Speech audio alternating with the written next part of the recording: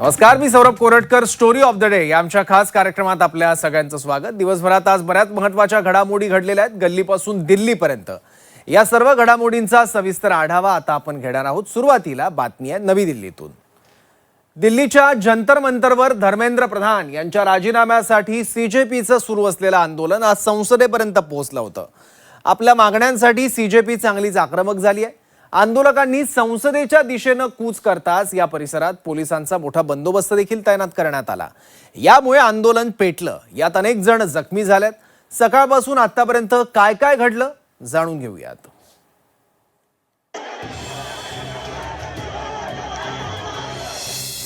Cockroach जनता पार्टीचं आंदोलन पेटलं.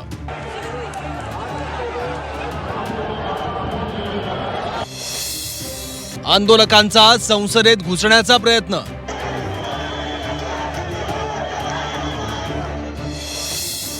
पोलिसांकडून लाठीचार्ज आणि अश्रुधुराचा मारा.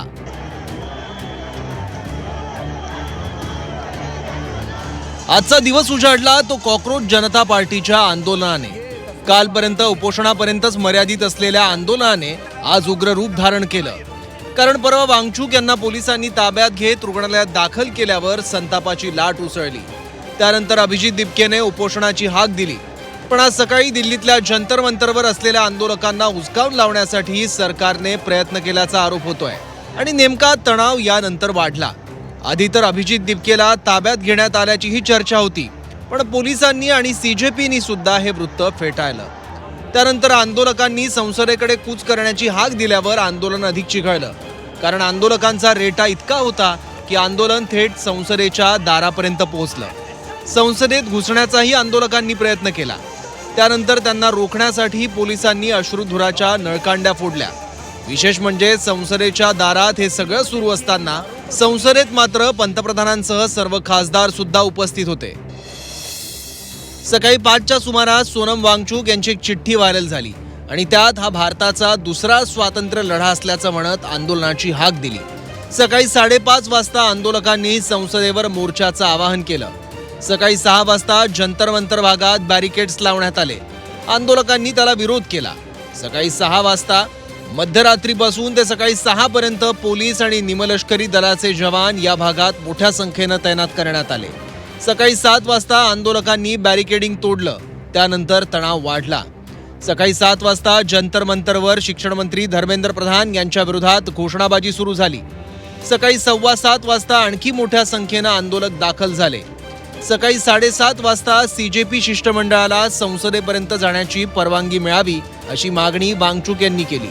सकाळी 7:30 वाजता वांगचूक यांनी उपोषण मागे घेण्यासाठी 3 अटी सरकारसमोर ठेवल्या. त्यानंतर सकाळी 8 वाजता बॅरिकेड्सच्या बाहेर येणाऱ्या आंदोलकांना पोलिसांनी हटवलं. सकाळी 8:10 जमावबंदी लागू तसंच आंदोलनाला परवानगी नाकारण्यात आली. सकाळी 7:15 वाजता जंतर मंतरवरून संसद अवघ्या 1.5 किलोमीटरवर असल्यानं ठिकठिकाणी बॅरिकेडिंग केलं गेलं. सकाळी 8:30 वाजता शांततापूर्ण पद्धतीने संसदेकडे निघणारा मोर्चा असेल असं अभिजित दिपकेने म्हटलं. सकाळी 9 वाजता नवी दिल्लीचे डीसीपी सचिन शर्मांचा सीजेपीच्या सदस्यांसोबत संवाद. सूचनांचं पालन करण्याबाबत सांगितलं.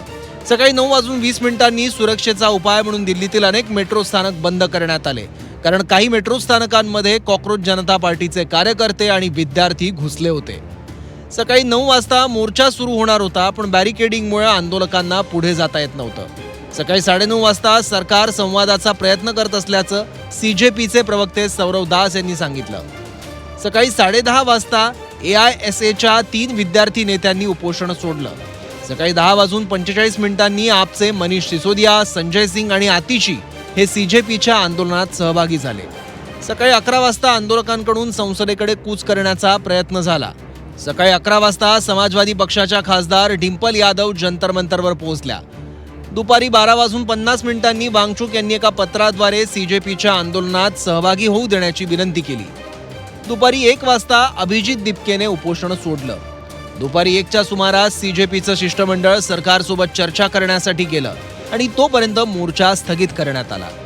दुपारी 2 वाजता सरकारसोबत झालेल्या चर्चेत ठोस आश्वासन न मिळाल्याचं सौरव दास यांनी सांगितलं. दुपारी 2च्या सुमारास JP नड्डांकडून आंदोलन स्थगित करण्याचं आवाहन करण्यात आलं. दुपारी 2:30च्या सुमारास आंदोलकांकडून पुन्हा एकदा संसदेत घुसण्याचा प्रयत्न आणि पोलिसांनी त्यांना हुसकावलं. दुपारी 4 पर्यंत पोलिसांनी काही आंदोलकांना ताब्यात घेतलं. दुपारी 4:30 पर्यंत आंदोलनादरम्यान पोलीस निमलष्करी दलाचे अनेक जवान जखमी झाले. सायंकाळी 5 वाजता केंद्रीय गृहमंत्री अमित शहा आणि शिक्षण मंत्री धर्मेंद्र प्रधानांची बैठक पार पडली. आंदोलक आक्रमक झाल्यानंतर पोलिसांकडून आंदोलकांवर जोरदार लाठीचार्ज आणि अश्रुधुराचा मारा करण्यात आला. हे सगळं सुरू असताना CJPच्या समर्थनासाठी मुंबईतील चैत्यभूमी आणि पुण्यात विद्यार्थ्यांचं आंदोलन सुरू होतं.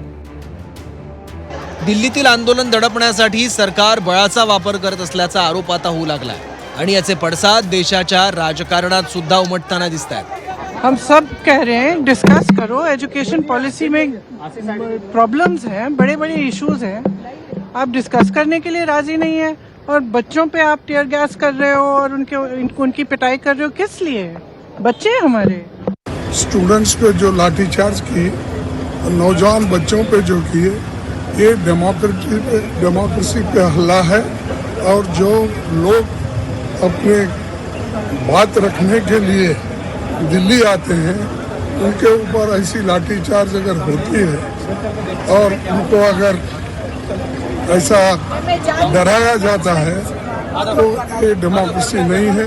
यावरून मंत्री संजय शिरसाट यांनी लाठीचार्ज चुकीचा असल्याचं म्हटलंय, तर संजय राऊतांनी सरकार कॉक्रोचना घाबरल्याचं म्हटलं. याचं समर्थन कोणीच करणार नाही. त्या ठिकाणची घटना जी काही झालेली आहे, लाठीचार्ज व्हायला नको पाहिजे होता, त्याचं समर्थन आम्ही सुद्धा करणार नाही.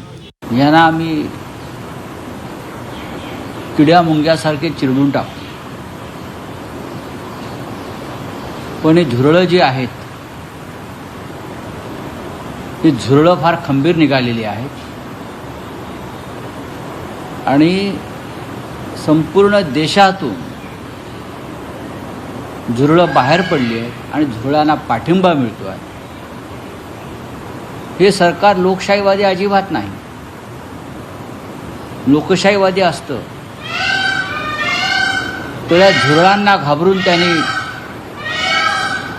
मोर्चाची परवानगी नाकारली नसती. सोनम वांगचूक यांना आंदोलन स्थळावरून नेल्यानंतर आंदोलन अधिक पेटलं. आज संसदेच्या दारापर्यंत आंदोलन पोहोचलं. पोलीस असतील किंवा आंदोलक दोघंही या आंदोलनादरम्यान जखमी झाले.